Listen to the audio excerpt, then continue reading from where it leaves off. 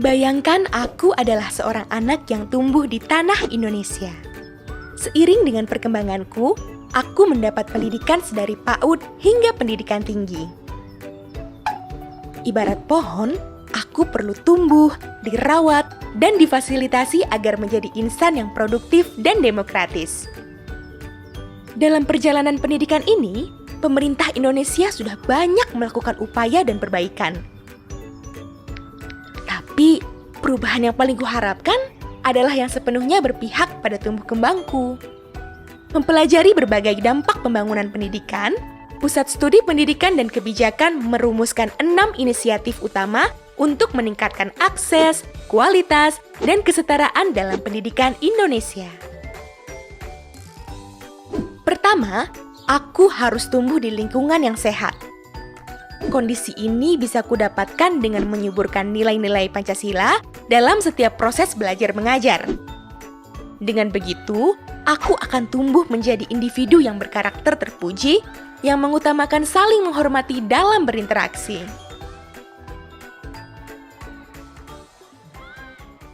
Kedua, asesmen yang dipakai untuk memantau perkembanganku harus benar-benar mengukur dan meningkatkan kompetensi secara holistik. Nah, lewat asesmen inilah, aku, guruku, dan orang tuaku bisa tahu apa yang kuperlu lakukan agar nantinya berprestasi dan berkembang sesuai harapan. Ketiga, dimanapun aku tumbuh, pendidik yang berkualitas adalah syarat awal yang menentukan apakah aku bisa mencapai cita-citaku. Sayangnya, standar yang menilai kompetensi pendidik belum sesuai dengan kebutuhanku.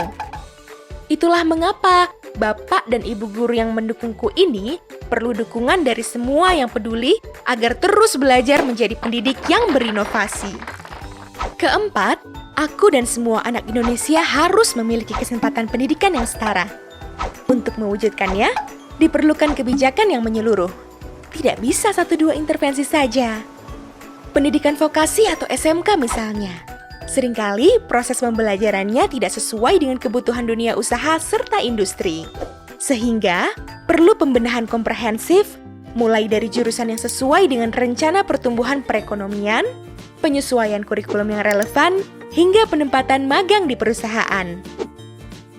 Namun, pembenahan di level SMK saja tidak cukup. Sebab, awal kehidupan yang baik menjadi fondasi kesuksesan mereka di jenjang pendidikan yang lebih tinggi. Hal ini diwujudkan melalui pembenahan jenjang pendidikan anak usia dini. Banyak anak usia dini dari keluarga miskin yang belum mendapat stimulasi lewat pendidikan usia dini. PAUD juga seringkali disalahartikan sebagai belajar baca tulis hitung yang membebani.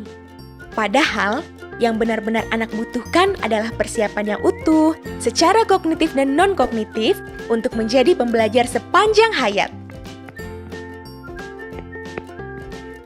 Jangan lupa, salah satu faktor lingkungan penting dalam pertumbuhanku adalah tanah, tempat aku menyerap air dan unsur hara. Tata kelola birokrasi dan peran pemerintah daerah ibarat kondisi tanah yang sangat menentukan proses tumbuh kembangku. Oleh karena itu, agar ke-6 inisiatif perubahan pendidikan tidak terhambat, kedua hal tersebut harus segera bereformasi. Namun, peran sekolah dan pemerintah saja tidak cukup. Sebagai masyarakat, mari kita turut berpartisipasi mewujudkan pendidikan yang menjadi jembatan masa depan untuk seluruh anak Indonesia.